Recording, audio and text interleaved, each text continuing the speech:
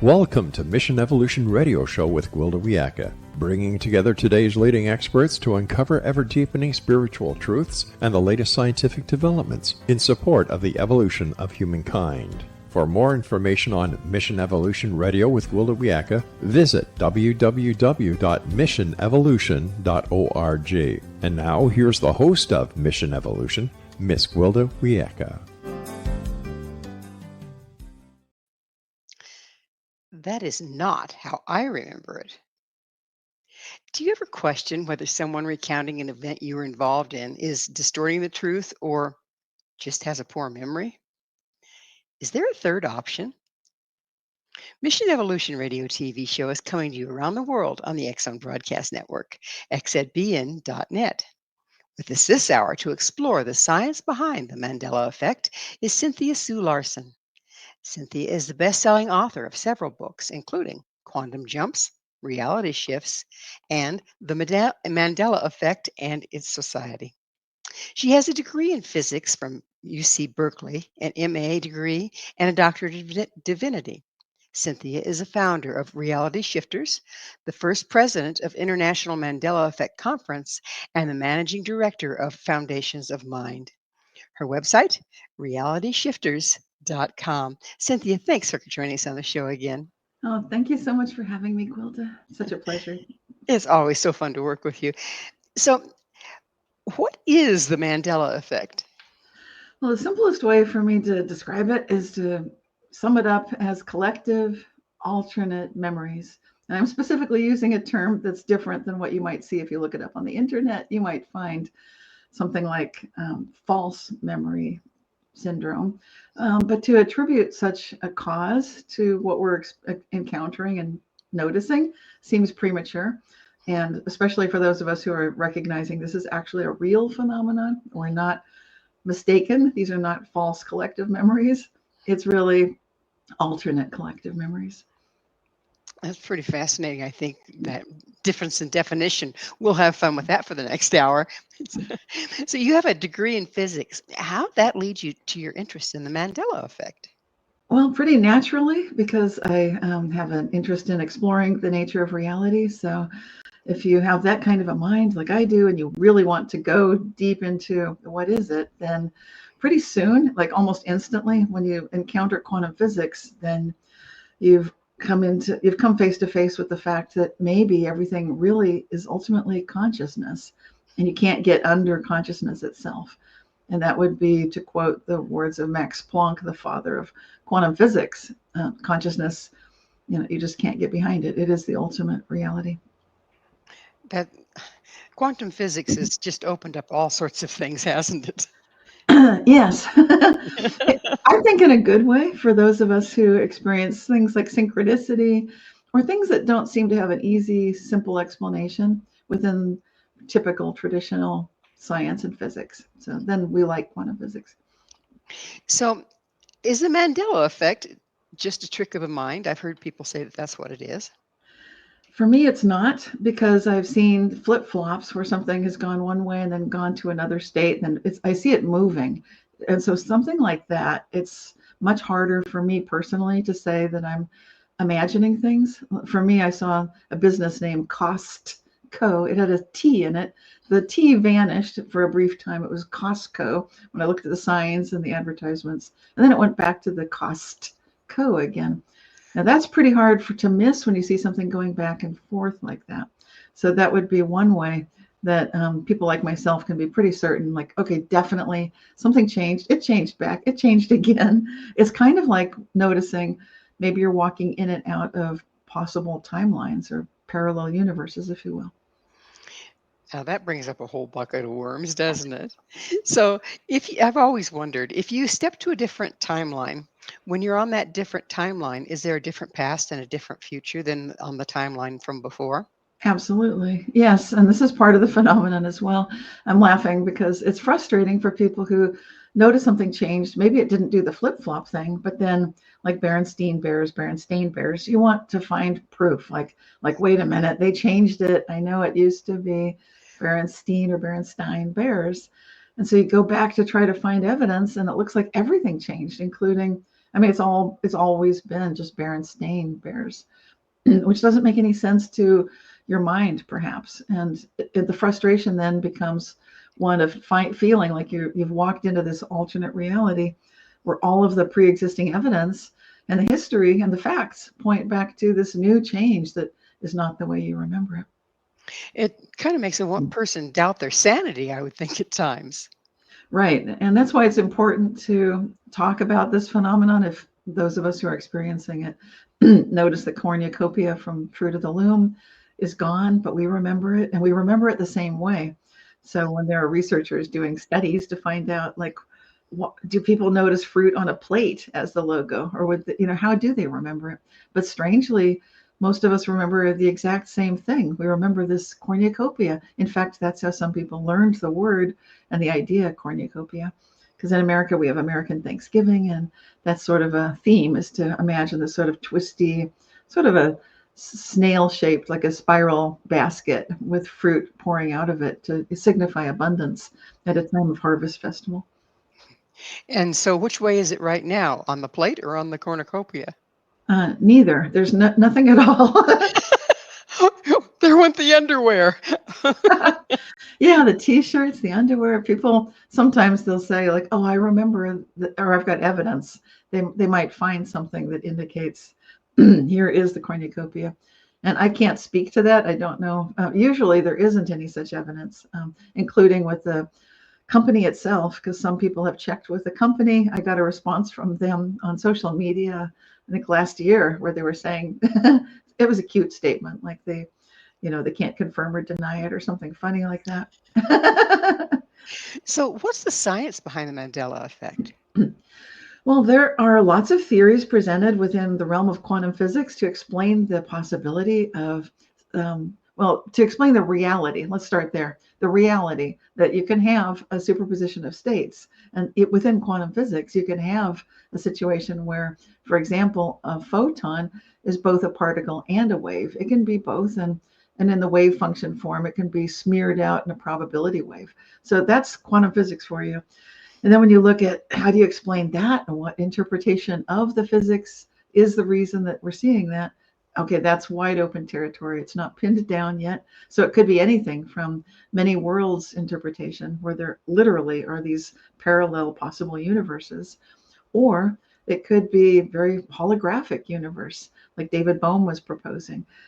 So there's a sort of an entrance, sort of an unfolded order is what he was talking about. And there's also the transactional interpretation, where you've got an influence from the future, like a handshake through time, where your future self is interacting with things right now. And we know that happens too from experiments we've conducted in physics to show that a future decision can affect the current situation happening right now. I think a lot of the indigenous people had a better hold on that than we do. It's like my mind doesn't work that way, too linear. So have you noticed or registered, or the people that you work with, that this seems to be increasing, that there's more incidences of it, of all of the above? Yes, there's a lot more standard acceptance within most of society now, at least to recognize the name for the Mandela effect, and such terms as reality shifting are gaining a foothold. So there's an awareness, even though some of the words are used a little differently. Like I used to use reality shifting to be synonymous with the Mandela effect, what we now know as the Mandela effect. But young people on TikTok are going into lucid dreams and feeling like they can walk into another reality. I would say you literally can walk into another reality. So it's not just like a dream, or it doesn't need to be just fantasy. And I would recommend that this be utilized as a spiritual process. By that, I mean ethical and engaged with the highest level principles that one is capable of getting a foundational basis in. Because if you're doing things for short-term gain, I think that's a mistake and a misuse of all of this. So the question begs asking, can we start to consciously choose which timeline we're on or which reality we're standing in? I believe we're actually doing that, and it doesn't seem like it right now because I think most of us are only noticing little things like you think of someone and then they phone or they call or they walk into the restaurant. That happened to me just a couple of days ago. I've been talking about someone I hadn't seen in years to my husband, and I was having lunch with my husband, and then who should next walk into the restaurant but the very person I hadn't seen in decades. And she'd been thinking of me too. So that was very interesting. But that kind of thing, we might dismiss it and say, well, that's just, who knows, that kind of thing's been happening all the time. But I would say that it's happening more often now for most of us. I think most of us are seeing much more of this. And it's kind of ramping up slowly. But I believe that we're going to be seeing more and more instantaneous manifestation where whatever we're thinking about can and sometimes will manifest. And once again, it's good to be grounded, relaxed, focusing on good things, asking questions you want to live the answer to, basic principles that help to ensure success when this sort of thing is happening. What do you think is causing the acceleration? There's generally, there are lots of theories on that too, but I think some people are suggesting, and I would agree with this, that there's more energy on the planet. A lot of us can feel it. If you're energy sensitive, it's like, whoa, there's just so much energy. Things are going fast. And even people that aren't that sensitive to it are noticing it. We'll see it evidenced in the Schumann resonance a little bit, which is basically noticing changes in the frequencies in the Earth's atmosphere, but we're also feeling it from the solar effects and just all that solar energy coming our way. Yeah, that sun's going nuts right now, isn't it? And the Earth's magnetic field is slightly down too, so we're getting a lot of energy. So it's time for a commercial break. Don't go away. This is Mission Evolution, missionevolution.org. Can you believe what you perceive? With us this hour discussing the Mandela Effect is best-selling author Cynthia Sue Larson. Her website, RealityShifters.com. Cynthia, we were talking about the accelerated situation that we're living in, bringing about these Mandela Effect and various other things more rapidly. How is that? You were saying that it comes from, we were just talking about how also the sun is bringing some of that. Would you take up where we left off? Yes, there's just an increase in the overall energy that we receive from the sun. We're familiar with getting sunshine, of course, but there are lots of other bandwidth and frequencies that come through as well. And there are some people who believe that we're getting just such a download, if you will, of additional energies, frequencies, that some people are feeling that it's a time of great imagination, great ideas, great maybe chaos as part of that, because there's such a rush of just different ideas and possibilities coming through. And like I said, the Earth's geomagnetic field is going down slightly, actually pronounced amount. So more, that means it's kind of like the energy shields on Star Trek, where the Captain Kirk would say, the shields are down, Scotty, get them back up. So the shields are going down slightly, and we're getting more of the energy from the sun reaching us. And so people who are doing dowsing of the energy grid lines, like Rory Duff in England, who's following in the line of work of Hamish Miller, he's noticing that these energy lines are getting bigger and bigger and bigger. So if you're dowsing energy lines on the planet, you'll notice these energy lines, they're not lines anymore. They're just kind of becoming like the whole planet is glowing with energy. It's where there used to be thin little lines, they're expanding. And some of the biggest lines ever recorded, what Rory calls dragon lines of energy, are now showing up. So people who are tracking that kind of thing are noticing that there's so much energy on the planet. It's almost like all of humanity is, you could say, benefiting or maybe suffering, whichever way you want to look at it. We're definitely experiencing the influx of the energy, which tends to contribute to everybody kind of going through something similar or like Kundalini awakening, which is where that energy rushes through. And if you've got stuck points or issues, various energy issues within yourself, then you need to clear those out so that you're not suffering from that. It's definitely affecting everyone then. Yes. So what can the Mandela Effect teach us about reality? I love this part because it can teach a lot, starting with just noticing the kinds of things that are changing. Like I remember I Love Lucy. It was an American TV show, and her husband would say, Lucy, you've got some splaining to do. It's a funny thing that I remember it was frequently said. And it was funny because, like, how is she ever going to explain this? She'd get herself into these fixes. So it's like, this will be good. There's no way to explain this. But now he never said that. So when I look at something where, for example, I'd say the Mandela Effect has some splaining to do. And it's funny that I remember something that was never said. I don't know if you remember that one too. Maybe it's an American thing mostly, but it was a big TV show back in the 60s. Yes. Yeah. And so when you look at messages like that, and then if you look at the Disney movie Snow White, where the witch would look at the mirror, do you remember what she would say? She'd sort of say something to the mirror. Yeah, mirror, mirror on the wall, who's the fairest of us all? I remember that too. Walt Disney himself said that on a TV show. This is all very interesting because now that was never what was said. It was supposedly always magic mirror on the wall. Who's the fairest of them all? And to me, that doesn't even sound right. But there's a message in these because when you look at mirror, mirror turning into magic, and you've got some splaining to do. And I also remember, speaking of Disney, the Tinkerbell appearance at the beginning of the Sunday night Disney featured films. Tinkerbell would sort of flutter in and she'd go ting with her little wand and dot the I on Disney. It was my favorite part of the opening sequence. That never happened either. And so to me, all of this is indicating that there's some magic, that nature has some splaining to do. There's a lot more magic in this cosmos than we have been taught in our schools typically. And we are the magic. We can bring that. So these things that I remember, mirror, mirror, now turning to magic, Tinkerbell vanishing, it's drawing our attention to the things that are changing.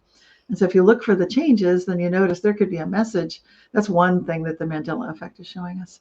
But it's showing us so much more than that, because we can look at the earliest experiencers of it, like Carl Jung, I believe, was an early experiencer of the Mandela Effect. Before there was the internet, before he could share what was going on. He went to Ravenna, Italy, and with a friend, Tony Wolff, he saw some amazing, beautiful tiled pieces of artistic mastery.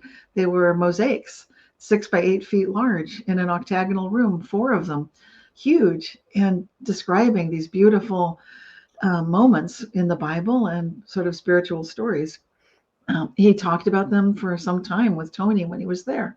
But then after leaving, he asked some friends, could you get me a postcard? I didn't think to get one. I'd love to see those mosaics again. They were so moving about, it was, the parting of the Red Sea and some sort of a baptismal scene, lots of beautiful moments. And his friend responded to Carl Jung and said, I can't find them. They're not there. When Carl returned to Ravenna, Italy, he couldn't find them either. So what he'd seen, what he'd witnessed with his own eyes, and he had a fellow witness, Tony Wolff, also remembered that she had also seen these 6 by 8 foot mosaics. And they're all gone, and they were not there at the baptismal of Ravenna. So this is extraordinary. And when you think that this goes back into the 1920s, I think it goes back farther than that. The Mandela Effect is showing us reality has always been changing. Maybe we've only recognized it or acknowledged it with giving our shaman and our religious leaders and people that can do magic for us. We've given them the ability to do these things. But what if it's always been present? And what if now we're noticing it more because we need it more? Because this is a time when we're seeing problems on the planet, perhaps that seem insoluble. And now here comes this phenomenon that seems to show us, what if all of reality could change, as if it had always been that way?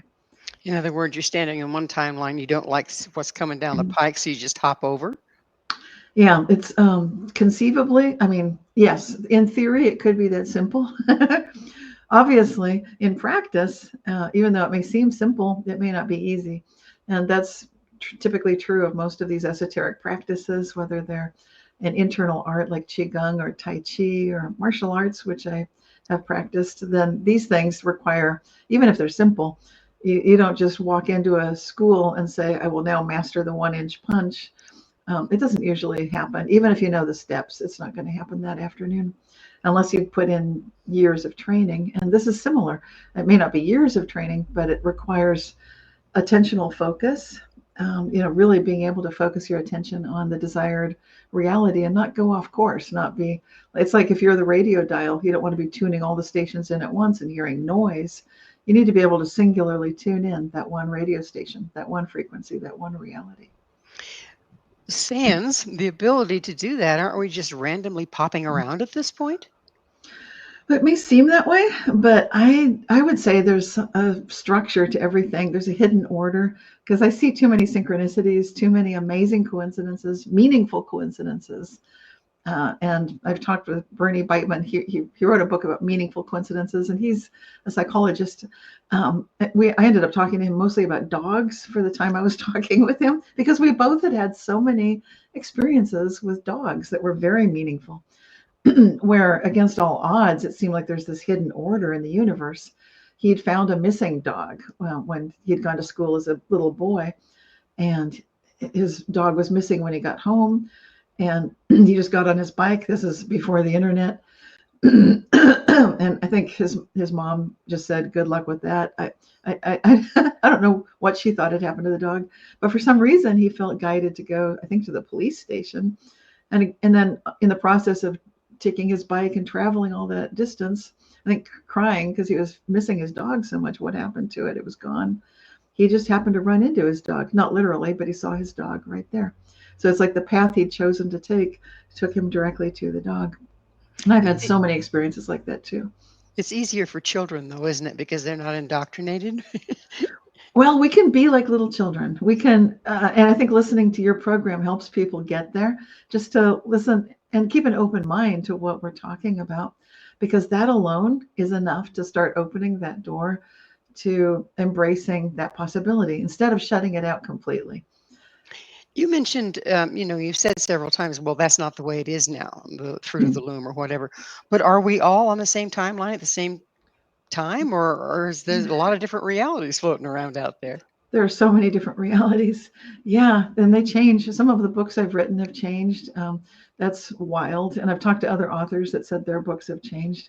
So sometimes even when you put your heart and soul into something, you can notice that's not what I created. It's now quite different. Things are totally changing. And I recommend just embrace that. Some people get upset and they say, this is not my reality. I want to go back to the yellow sun reality. That one comes up a lot. People remember this, that the sun didn't used to be so harsh. Like now it's so bright, it's so white. And they remember there was a gentler, kinder time with the yellow sun. But it's that kind of a vibe.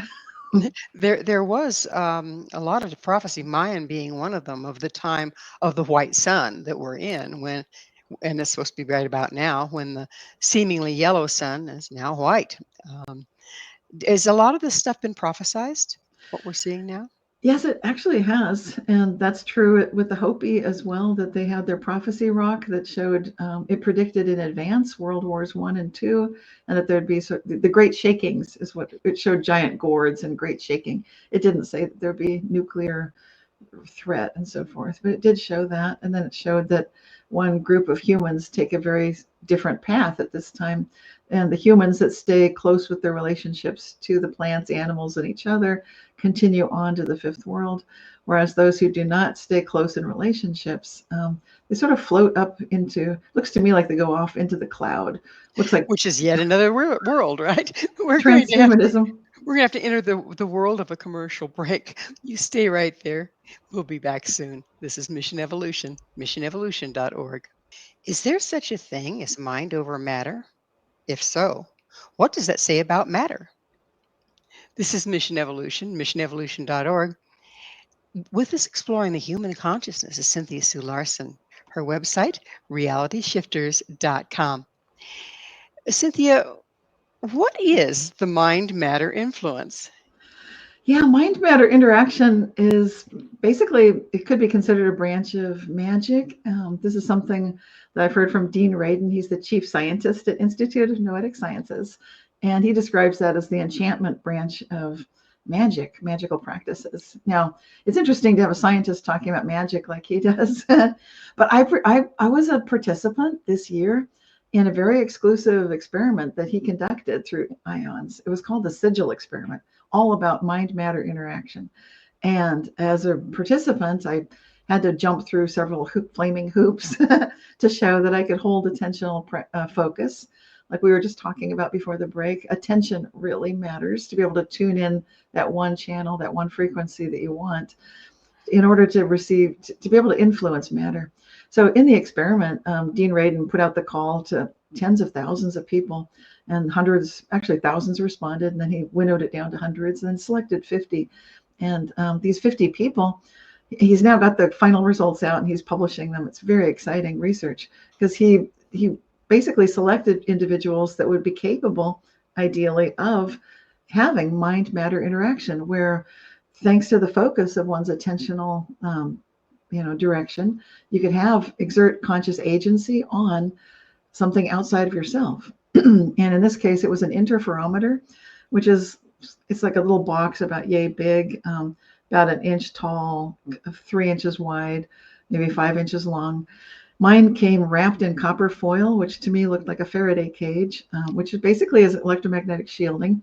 So I saw that and I smiled like, oh, good, it's been shielded. So yeah, of course, there can still be effects. It just shuts out the electromagnetic interference. Now, an interferometer is designed to, it's one of the most sensitive devices known to humans right now. And to warm this device up, I need to leave it sitting by itself, not touching it, not moving anything in the room for about half an hour. And it was connected to my computer, and I could see as it was sort of simmering down and getting quiet, I could see it getting to the sweet spot where now a human like myself could work with it and start the program up, indicate this is not a practice run, it's a real run, one of the 10 real runs. And then my job was just to entangle with the device, entangle inside the device. It's basically interfering. It's taking two photonic wave functions and interfering with them with each other. That's why it's so sensitive. It's like if you throw the two pebbles in the pond and you get ripples of interference, constructive and destructive interference. It's doing the same thing inside a little box.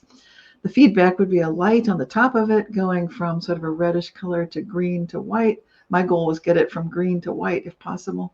And I could also see the computer screen with this tone. And my job as one of the 50 participants was to either relax or focus. So there we go. My job then became one of entangling, like I said, with the device, feeling like I'm just focusing on the success factor, seeing this is where we want it to go, like white and that high-pitched angelic tone. So I'd sing along with it and get good results most of the time. So that is an example of an experiment, and the results are now showing, unbeknownst to myself, of course, Dean had done some other things with the experiment, as scientists do, and he wanted to find out, is there a difference between meditators, I do meditate also, and magical practitioners, those who are familiar with engaging with the weather or someone's health and so forth. And yes, there's a difference. So people that were able to exert this mind-matter influence and had practiced it definitely did get more consistently positive results with the interferometer device. In other words, the practitioners did? Yes, the magical practitioners, the ones who, like I said, it really helps if you don't want to just walk in and teach me the 1-inch punch on the first day. It helps if you've done something beforehand. So you need to focus your attention. You need to be able to pick that one radio signal. And even if there are thousands of radio signals, zoom in on just the one that you're looking for and hold it. And regardless, no matter what's happening. So that kind of attentional focus matters for these mind-matter interactions. I find it's also helpful to focus on love personally and to just, hold that how good can it get kind of a tremendous focus of attention. And then absolutely, it's possible to change weather, improve health, and influence even a Faraday caged interferometer device. So when you say bringing love into the equation, you're coming out of your head and coming into the heart chakra, into the heart area. When you do that, why is that more effective? Because, yeah, thank you. That's such a good question. Questions are the key to everything. It's very effective because it harnesses and accesses the complete totality of one's conscious agency, not just in the neurons in the brain, but accessing neurons in the heart, neurons in the gut. In other words, the whole systemic influence of one's physical being. which we've got energy chakras in each of these areas as well. But you can feel the difference when you're feeling that sense of love, that you really long for something that really matters to you. Because if you don't care, chances are you're not going to see much of a result in that area. It seems like then you just get nothing better than random chance because you don't really care. Well, it makes sense why all the great religions are based on love. Speak of love, doesn't it? Yes. In that, and is it a form of power in itself once you engage the whole body versus just the mind? Oh Is my it bring gosh, it yes. physical better? And it's felt by nature. Yes, I'm just coming to my mind right now. I had a moment in May of this year. I was sitting with Paula Harris. We were at a Buddhist temple outside meditating. I'm bringing this up because it was so cute. She's sitting silently. I'm sitting silently. And then she sort of breaks the silence and she said, Cynthia, Cynthia. She taps me on the shoulder. I'm like, yes, very unusual to interrupt a meditation like this. And I look at her and I see we're on these benches. She's on a bench. I'm on a bench. The other bench has a chipmunk sitting on it in meditation. And Oh, that's too much. this was in Crestone, Colorado, a very magical place. And Yes, very so, close to where I'm at, and if it happens in Crestone, that's what they say. If it's going to happen, that's where it happens. Yeah. but it can Yeah. happen anywhere, and nature responds. When you create that field of love, and I was really focusing on that Diamond Sutra, just really dissolving oneself and going into that pure bliss state of love. Obviously, I don't know what Paula was doing exactly, but wow, the chipmunk, all of nature feels it, and there's a calling. And I've never seen a chipmunk sitting in meditation until then. It was wow. He's looking around saying, "What are these guys doing? I'm going to try it." This feels good. Let's It feels good. join the field. We will now meditate. So tell us about the fallacies of rational thought. Oh gosh, where to start? Oh my goodness, I don't know. I'm trying to think where to even begin. There are so many because typically there's hubris. I think humans tend to assume that whatever we think we know, that's it and we're done. We have a tendency to name things and things that because they have a name that we understand them. That's a huge mistake. There are just lots of errors along the way. There are category errors where we tend to lump things and say that because it's similar, we now can call it the same as something else. And so there are lots of ways we can fall off track. And this is where I would recommend learning from indigenous wisdom.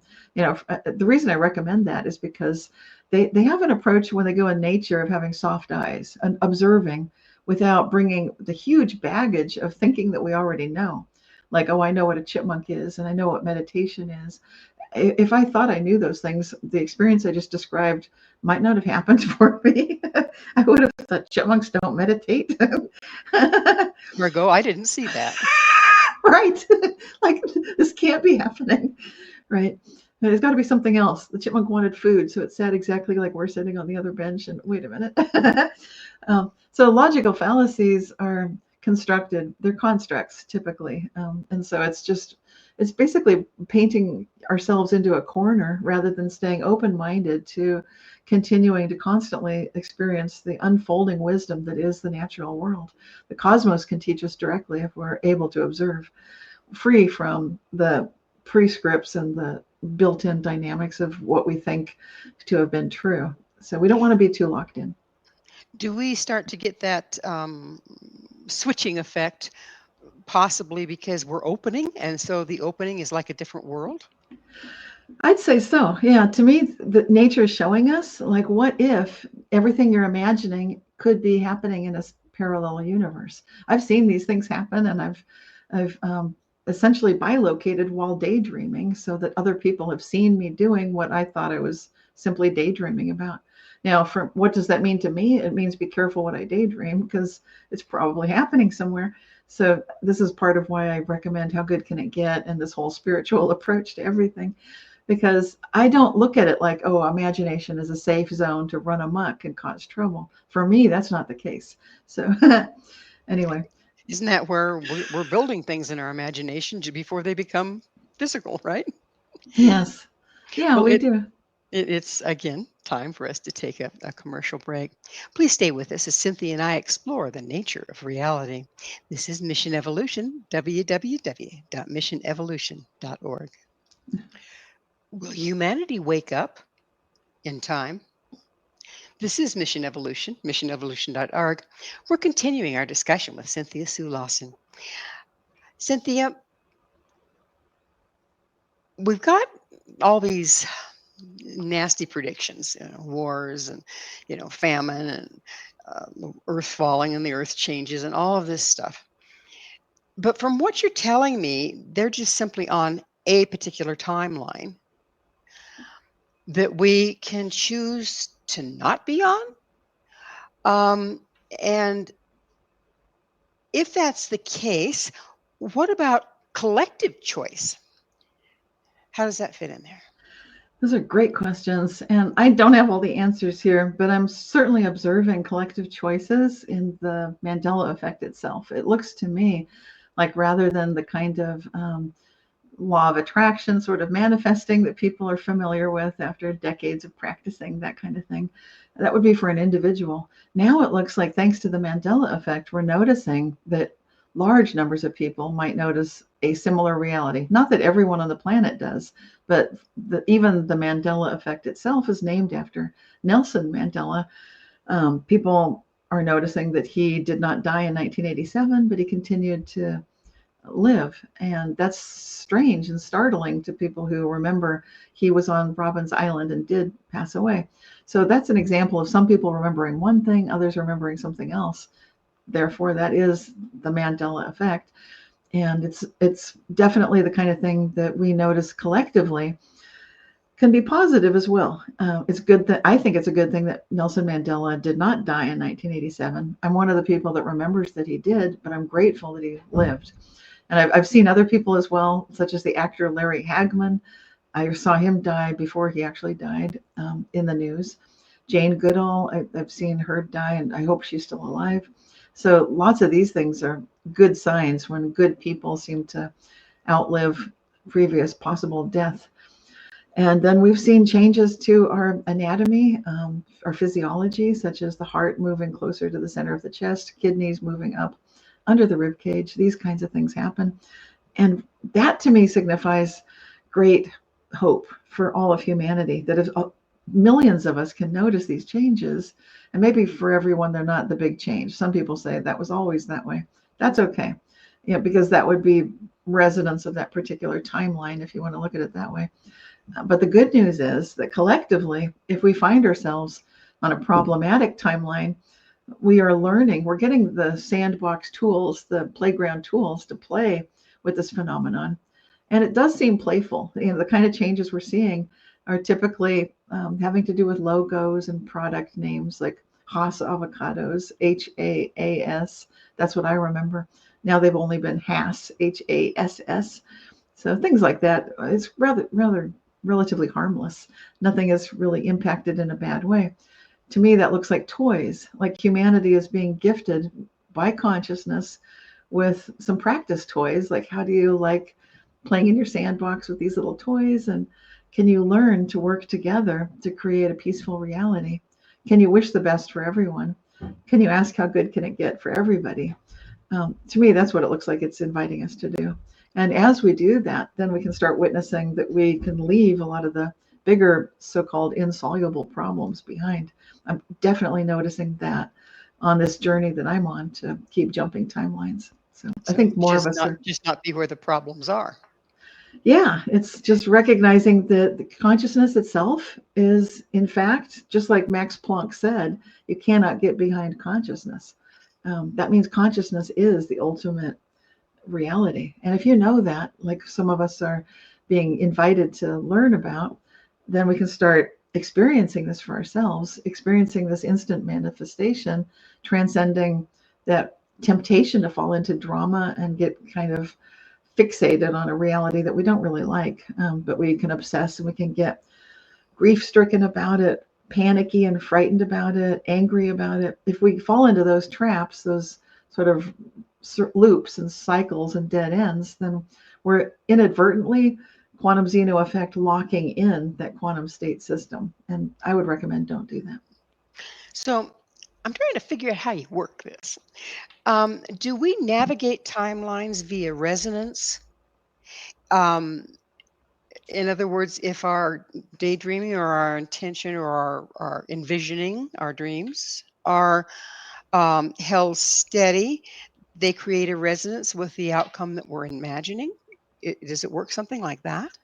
That's a good way to put it. Back to that radio frequency example, where maybe we can familiarize ourselves with the idea that the old style tuner on a radio, I don't know if anybody still does that, but if you play with the dial on a radio, you can go through all the different channels and stations. And so if you're looking for a certain one, you can tune it to that station. That is the resonance you're speaking of. That's exactly it. For a lot of people have trouble holding that focus. And so it's really helpful to practice holding your focus, because you are the dial, you're the tuner. It's not like something like, I'll just turn the dial, it'll do it for me. That would be nice. But we need to learn to do that for ourselves, to just stay focused on the reality that we are calling into being, knowing it can be possible, or at least being open-minded to the idea. So in other words, whatever, be mindful. That's why you're mindful of what you're thinking or dreaming or wishing for or daydreaming about, is because you are building that resonance, and consciously or unconsciously you choose there, right? That's right. We're building it. Yeah. And So Cynthia, it's time in the show when I get to ask you, what's your mission? well, it's to be the best living embodiment that I can be of living my life for love, asking questions that I'd most like to live the answers to, and just by my example, hopefully inspiring some people to take a look at that, be open-minded, give it a try, because that would be my dream, just to experience heaven on earth for all of us, to find out how good can it get for everyone. Beautiful, beautiful. You speak of an exceptional human. What do you mean by that? That would be basically being true to the Homo sapiens name that we've been gifted. It means wise humans. And so to be an exceptional human is to be wise. And people might laugh if you even say this with a straight face. You try it at the holidays, and it's like, what do you think? Are we wise humans? Probably people will laugh. But it's our invitation to become truly wise, not clever, not knowing the most tricks or the most ways to cheat our way into success, but to be wise, which means to be thinking long-term and optimistically for everyone, knowing that the well-being for ourselves is to be helping the next 7 generations in the future also succeed, and all of our relations right now. That's not something selfish for just one person, but it's really opening an invitation for everyone to live their best lives. When more and more and more of us start to consciously and responsibly navigate timelines, is that going to like possibly create the 100 monkey kind of thing where everybody can kind of jump? Oh, yes. In fact, I'm pretty sure that's what's happening right now. So it's a very exciting time to be alive, to go to gatherings, which I just came back from, where we had people that are interested in the Mandela Effect. We had about 50 or 60 of us together, and that's it feels like heaven on earth to me. It feels like these are people, I could feel this focal point of, like a tipping point for humanity, that there are enough of us now interested in the idea that we can actually change everything, that this can be the most important topic for humans to consider, this Mandela Effect, this idea that there can be collective alternate histories. It seems like a small little door just opening right now, but it can be the door to a golden age, a Shambhala. This can be the 1,000 years of peace that so many prophecies also speak of. That would be a lovely outcome, because the other outcomes aren't so pretty right now. So, what does the Mandela Effect teach us about the human psyche? It's really multifaceted. Some people, to be honest, some people bumble into the Mandela Effect and they're horrified because their Bible has changed. I don't want to ignore these people because they're quite upset. It used to say things like, the lion shall lay down with the lamb, and now it says the wolf shall lay down with the lamb. And so that's offensive, and some people feel like there's been some great evil. So the Mandela effect is basically a mirror. It's showing us who we are. And so if we have great fears and great shadow sides, we'll get that reflected back. And of course we do. We're humans, so we've got all kinds of stuff going on. So it would be a disservice for me not to mention that. It's an opportunity, however, when we recognize, oh, this is a mirror. It's showing back to us what we're fearing, what we're afraid of, what we're sorry about, sad about, what we're angry about. So the more worked up we get, the more agitated the mirror reflection can be. But it's also showing us a higher dimensional capability, a very expansive capability of what it means to be truly wise humans, truly Homo sapiens. So it's all of that. It's vast. It's too much for me to even summarize it properly. It's really hard to wrap your head around to start out with, isn't it? It is. So, you and I had fun when we were having our excuse me, film check, and I remembered interviewing you on the Mandela Effect at our last time we interviewed, and yet the book wasn't even written then. Wasn't that fascinating? That is fascinating. And now people could say, well, of course, she was working on the book. She's been working on it for 5 years. But what you're remembering is a little different, right? You're Oh remembering yeah, that the book was whole already, whole interview. yeah. And we're out of time in this interview. Cynthia, thank you so much for coming on the show. My pleasure. Thank you. Our guest this hour has been Cynthia Sue Larson. Cynthia is founder of Reality Shifters and the author of several books, including Quantum Jumps, Reality Shifts, and The Mandela Effect and its Society. To find out more about Cynthia and all she has to offer, visit her website, realityshifters.com. This has been Mission Evolution with Gwilda Wiyaka. You can visit us at missionevolution.org, but be sure to join us here next time. This mission will continue, bringing information, resources, and support to our rapidly evolving world.